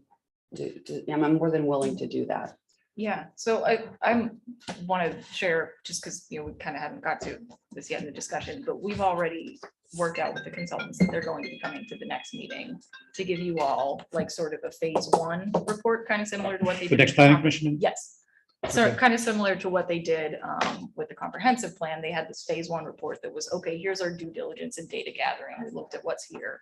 Here's where we're going. So they did that at the planning commission last time. So we honestly, in February, we had just kicked the project off. So we hadn't even gotten that far into scheduling when this dialogue opened. But that is something that they've already agreed to do. So they'll be coming to the May planning commission meeting to do a presentation. Regarding the 6-month point, totally valid, which is why they scheduled that first public workshop in the summer rather than waiting until November, because you're really only required to do one of those. Well, maybe for the public. I don't consider us the public. Maybe I'm wrong. I think we should, if the steering committee is going to essentially bring this information back through us before it then goes to town council, I view us, perhaps rightly, perhaps not rightly, as a layer that is not just the public who wants to see this eventually twice before it gets enacted. And that's where I thought that we were not being given perhaps enough of the oversight that I see what you're saying. I thought we Yeah. were. There will be not, separate meetings for you guys specifically. I'm sorry, say that again. Like after that that open house workshop, Right. that really is placed to see, are we even going in the right direction before we release a draft? When those drafts of both the saldo and the zoning ordinance separately, because, boom, boom, a couple months apart, those will also have a public hearing specifically for the planning commission. So that is also going to be towards basically the back end, but it's dedicated for you guys.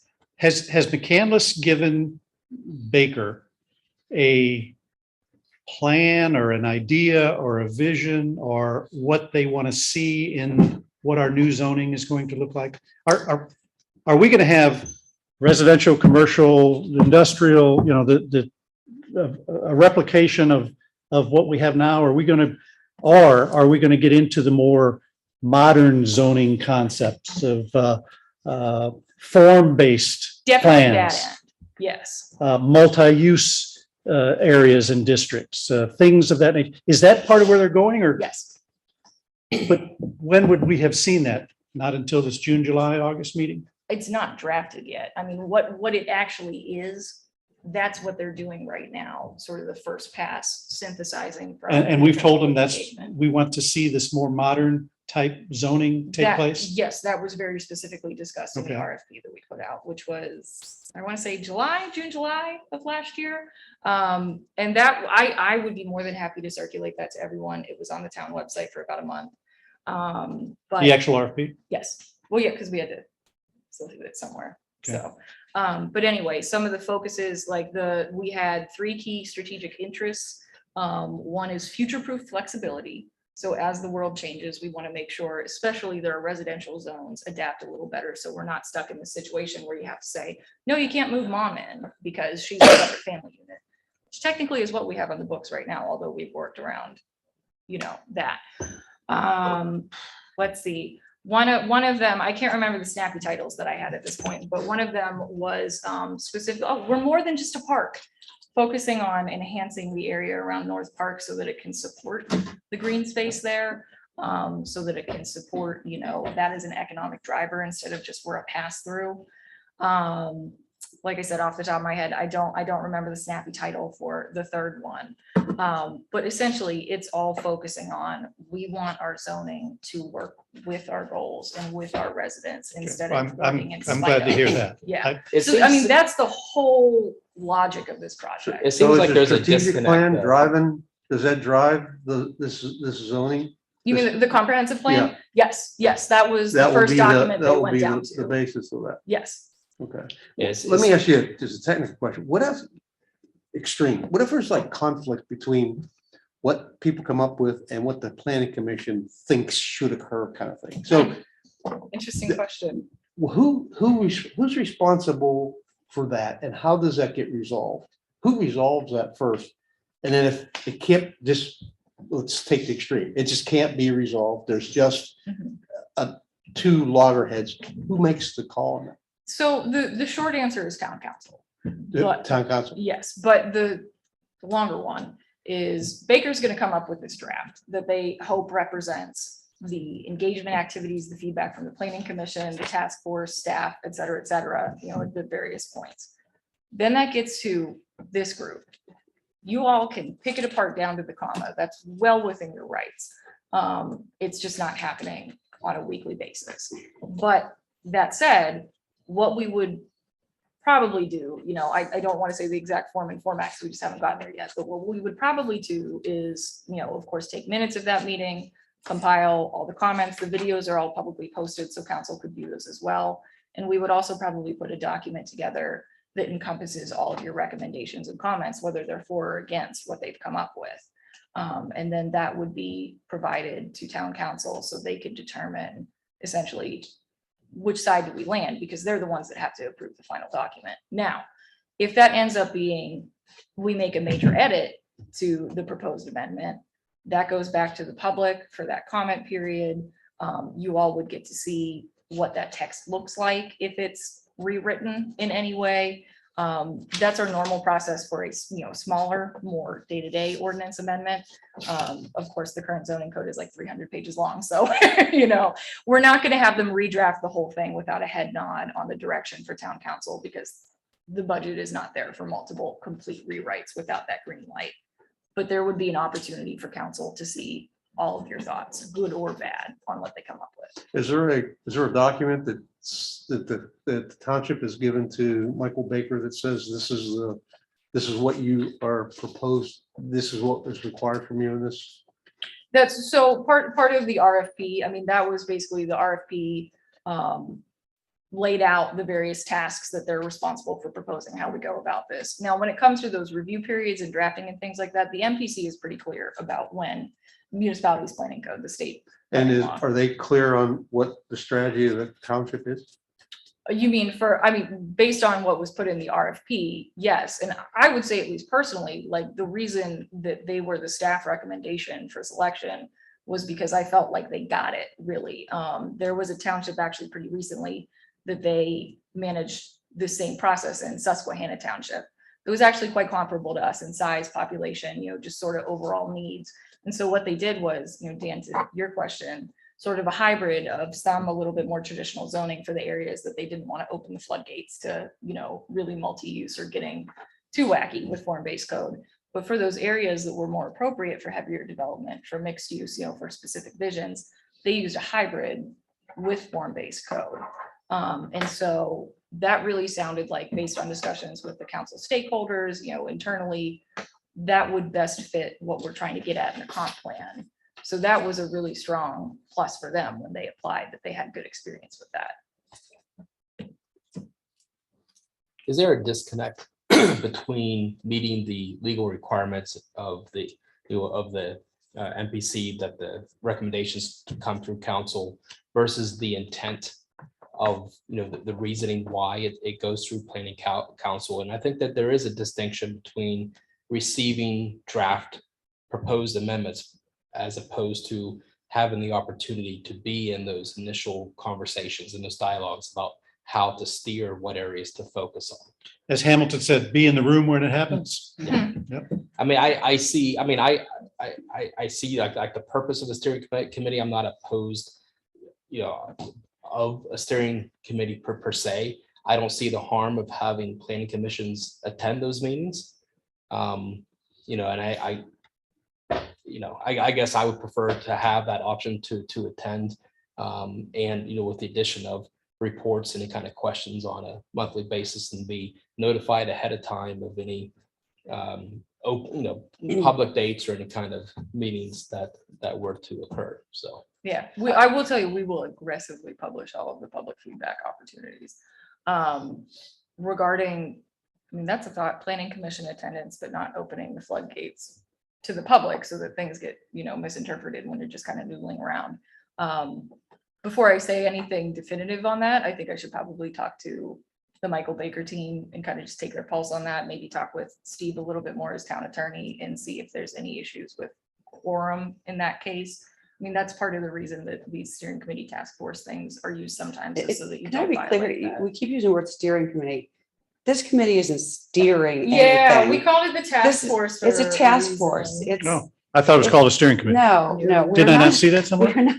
We We're asked for not- a steering committee in the RFP, but Michael Baker came back and Yeah, proposed it's- his Okay. task force. All right, well, I didn't mean to imply anything by the using the term steering committee. I No, thought it was, but I thought it was what steering was used. To me implies authority. Mhm. And, I mean, this is not a group that has authority. This is a group of just like-minded people, a small group to, help, actually for Michael Baker to throw out some ideas and tell us what they're seeing and really get, I think everybody on that committee is very familiar with the implementable comprehensive plan. And how do you see what they see? Does it fit with what the comprehensive plan, you think the comprehensive plan? So anyway, whatever, I'm not arguing against or for anything here, except that I do think that there's kind of been an overstatement of the authority of this committee. This is something that simply the Michael Baker asked for. They requested it, council approved it, and there was a group of people thoughtfully put together with some skill sets, and council said fine, and that's really all it was. I just want to be clear about that. The task force? I mean, Go ahead, Kim. I was gonna say, I haven't really said anything, because Shelley and RJ have really articulated everything pretty well. The one, a couple points in listening that I would like to bring up, and that is that when you're doing a project this big with a consultant that does not know McCandless, getting them to talk to different people from different backgrounds to get to understand McCandless and what McCandless is about and how we see the town, and to give them a general feel is what I saw happening at the first meeting. The one thing that I don't want to say I want to apologize for, but the unfortunate thing that has happened here is our communication was not good, and it was not good with the planning commission. And that's the reason you all feel left out. And that's the reason I'm hearing that you feel slighted and you feel like your authority is being usurped. But it was, it would have been so much better if we had come to all the things we told you tonight. We had told you this before the very first meeting. And so I think that should have been planned a little bit better, so you could have had all your questions then and wouldn't be having some of the negative feelings that you're having. But truly, you have to start at some level and just getting the consultants to understand McCandless. And Shelley, if you kind of feel like this is kind of how it went, but it just seems like they were like, well, tell us about McCandless. What is it like? What do you love about being here? What would you like to see things? There was no zoning even discussed. This is It was very light stuff. It was a basic beginning place to start the consultant, to give them some legs. Now, what RJ has been doing with them that we've not been part of, I don't know. I can't speak to that. But there's been no technical things happen. So like I said, I just kind of wanted to clear that up and just say that I am sorry that you all got this information the way you did. That was not good. And I think we're putting together some ways to make communication better, but there's no, there's just no big secret thing happening, honestly. There isn't. I read a thing that said after seven, productivity goes down like 10% for every additional person that's added to a group. We had a lot of problems with the size of our steering committee because we had 25 people on that steering committee. It was really hard to get anything done. So that's just my, for what it's worth, my opinion on how this has gone. And would you kind of classify this or sort this as this is a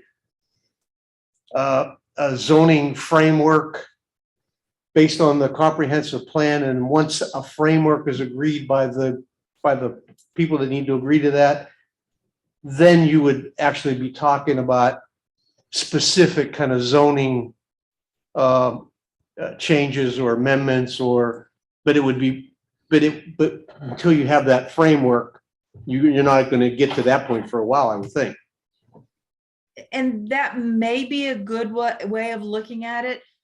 It, to me, like I said, it seemed like it was a getting to know meeting of, how we see the town, where we'd like to see the town, what are our just global ideas of the community.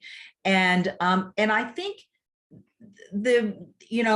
if we don't tell them some global general ideas, a consultant can't come in here because we're going to be different than Bloomfield. We're going to be different than maybe Mount Lebanon or, Cranberry. And they needed to come and get to know us. And I think that's more of what our first meeting has. Now, RJ's gone over what the other meetings are going to be, and you're hearing it. I'm hearing it as you're hearing it about what is expected. I'm not completely 100% clear on what our role is going to be either. But it does seem like they're going to blur, the steering committee, the planning commission, council. I feel like it's going to blur, it's going to go back, and it's going to give and take. It's going to flex about, what some of these things are going to be, but there's no, writing of the Constitution or anything that's happening.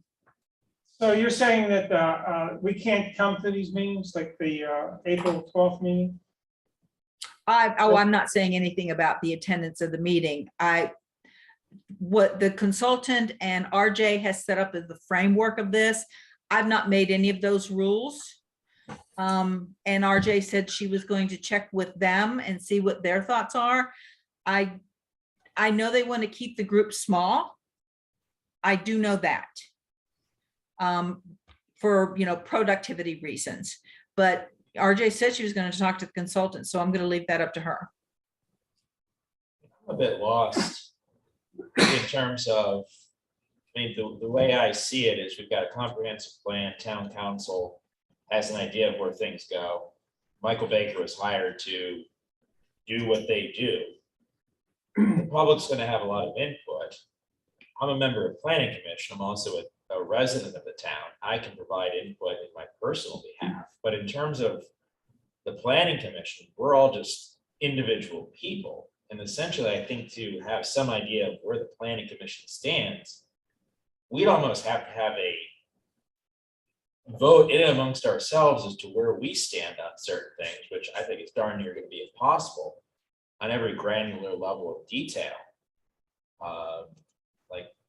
Say the planning commission feels this, so everyone in the planning commission would have to feel that. Otherwise, we just have a bunch of people showing up and saying, I think this should be industrial, this should be institutional. Length of leashes on dogs should be no more than 6 feet. But that's just an individual preference. And I just don't know how adding more people into the mix is gonna substantively benefit anything. I mean, I think having the plan interact with the planning commission early on to get a sense of what's going on, I think is beneficial.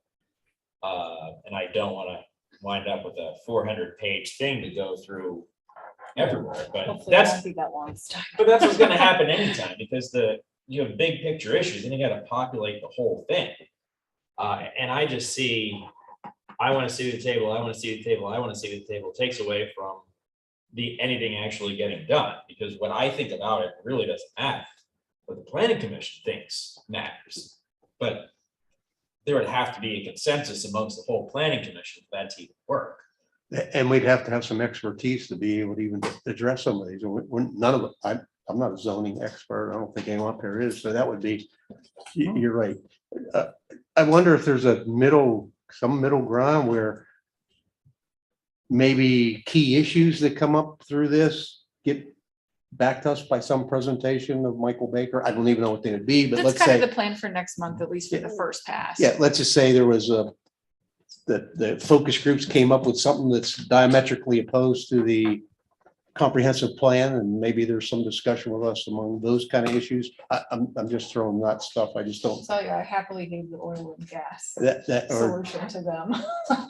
for input, because I don't know that we provide a whole lot more expertise, but This is just a suggestion, because, and as Kim kind of pointed out, it's just not that much happened in the last meeting. And some of the stuff that RJ talked about tonight, I'm also just hearing, so I'm not, it's the work is happening between you and the consultants in large part right now. But it might make sense to have them come, they're scheduled to come, and have the planning commission, kind of let them give their presentation, and then kind of, at that point, share with them the concerns that you might have. Is there alternate ways for us to get more information, maybe more quickly than the general public, or, what tactics could be used to satisfy this group that they're getting what they need when they need it, with adequate time to review it and digest it. Yeah. Because I do think the work of this group, in my opinion, being a member of this group, is very different than what this task force thing is all about. Well Anyway, put, that's well put, Shelley, and that's, I think, what they had in mind by having these layers, is that there would be different focus, so each layer can take their crack at it. Right, including the public at large in Right, the community sessions. right. And then council at the end. So that's the plan, for it to filter through all these levels and hopefully come out with a good product. And I will say, even though you are not the general public, you are the planning commission, please do come to the open house. We'd be so happy to have everybody there. I mean, you all are important members of this in your position as planning commissioners. Obviously, I'm going to be there. The task force is going to be there. We're inviting everybody, but particularly it would be great to have town officials there as well, because they're probably going to break people up into small groups. And that's going to be a really good opportunity for everybody to have those conversations, more organically, rather than sort of do this work, come here, have this one conversation, do this work. So I do hope that I'll see as many of you there as possible. Did you say what what is the date? We don't have it set yet, but we're looking at probably like June. Oh, okay. I would All right. I say. just want to make sure Yeah. that if there was a We want to date. get I wanted- through that heat Okay. change enhancement Okay. activity and have a strategy for that meeting first. Sure. Yeah, what I was afraid of when we did the comprehensive plan was I as a liaison from town council to the planning commission, I got the draft of the comprehensive plan 2 days before the planning commission meeting. So luckily I got it before. And so I looked at it on page 92, I found that they wanted to change an area from R2 to RC. Well, RC, we had a real problem with Montclair, where they changed it, and the people were up in arms because they were a gas station. And also because of the zoning of it. One of the houses on Montclair was zone C3, even though Montclair was a dead-end road. And so there was with respect to the RC change from R2, I tried to get the planning commission to get rid of it because they said the RC area is little or no houses. There's 17 houses involved. And that's the type of stuff I didn't want to run into. And also I had to get the planning commission passed it anyhow. I had to get the residents that lived in the area to let them know what was going on. It was not this great communication. And that's the type of stuff I want to avoid. Well, I would agree that if you got something 2 days before, I think that's certainly not enough advance time. But if I thought I heard something has to be reported 45 days in advance. Yeah, so you have to publish, now this is for the final adoption, but we're planning on doing this for both the zoning and the Saldo sections. I was just checking the tentative schedule and it's looking like they're targeting September for the zoning section to put the first draft as a whole. This is after the planning commission, has also had their hearing. Put the draft as a whole online and allow for annotation by the public, by the committee, anybody. And they've got that scheduled for September through October. Same thing with the Saldo. We're looking at probably either October through November or November through December, because that chunk of the code comes together much more quickly once you've got the zoning and the vision in place. So I wasn't here for the comp plan. If I got a document that was that large 2 days before a meeting, I probably wouldn't get through it myself. Certainly it's not my intention to only give you a couple days notice before you have to talk about it.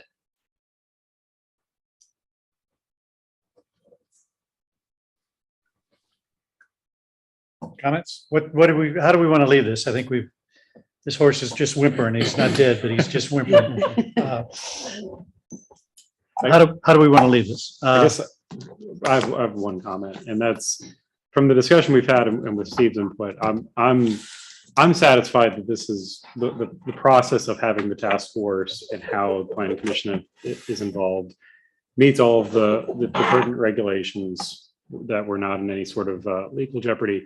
I do just want to comment that I object to the way that the task force was formed. Not that any of the individuals participating aren't qualified or that they shouldn't be participating, but the way it was formed, at least from my knowledge of it and the appearance of it gives off the appearance that it was closed off and not trying to involve the community.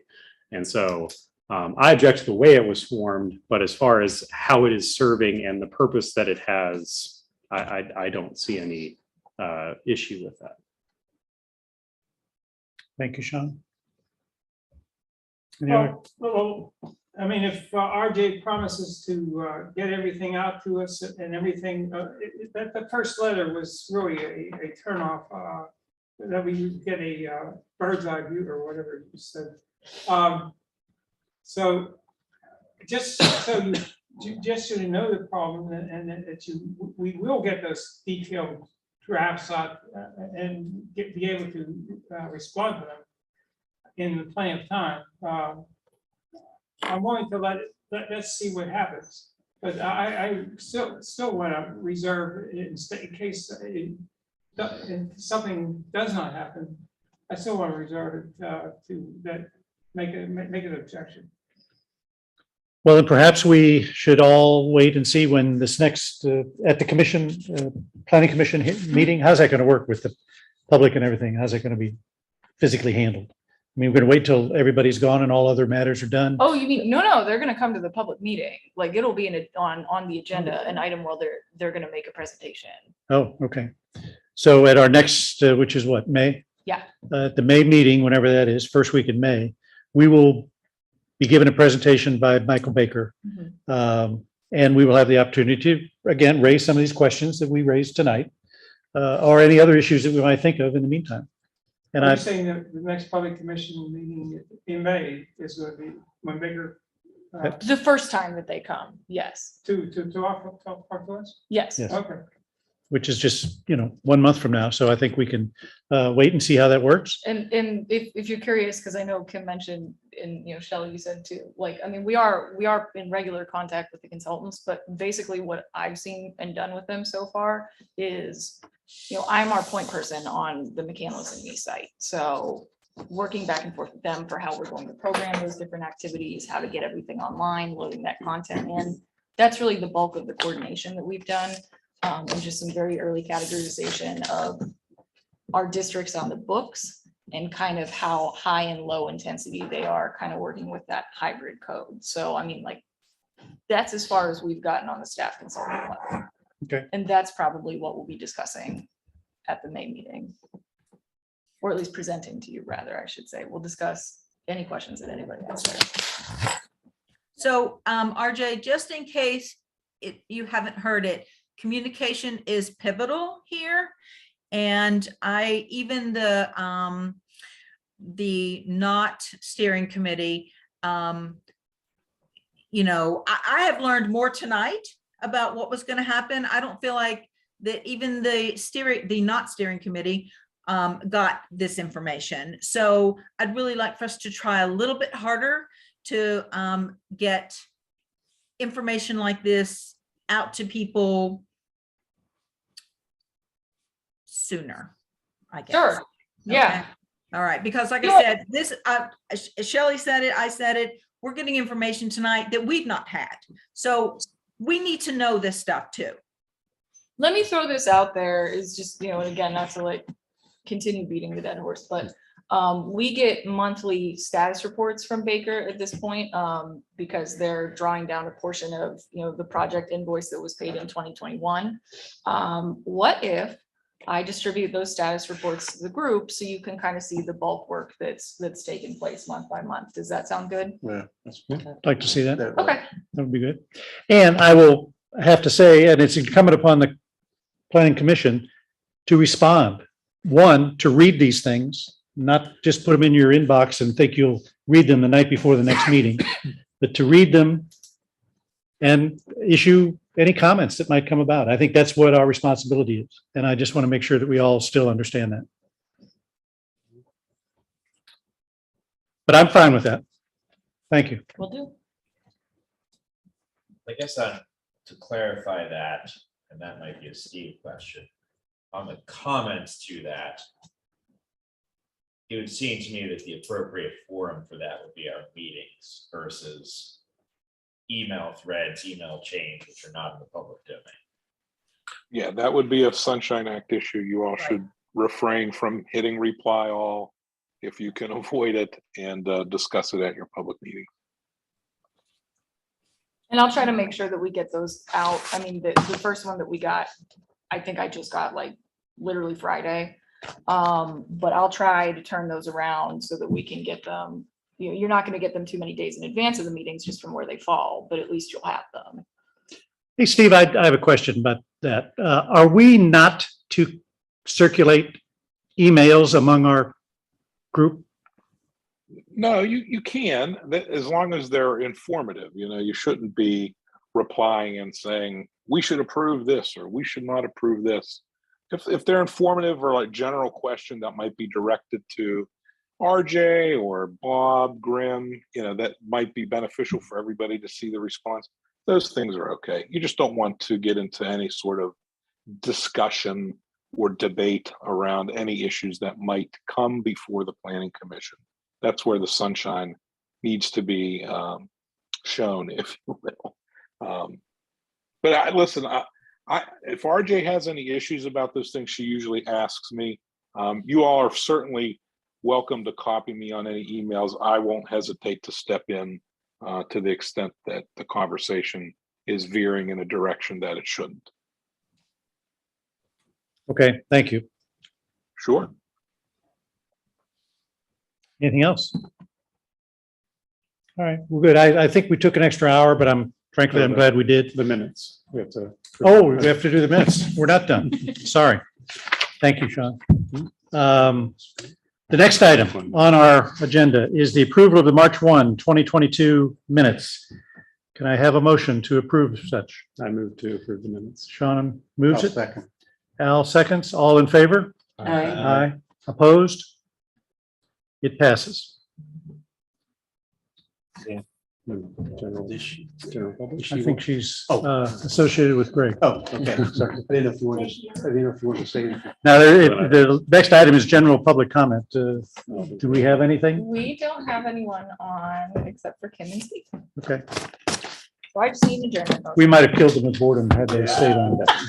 Well, Well, they're done Yeah. with it. We They need went to on, vote but- to adjourn. I move to adjourn the meeting. All right. I'll second. All in favor of adjourning? Aye. It's unanimous. Thank you. Have a good night, everyone. Thank you. Thanks, guys.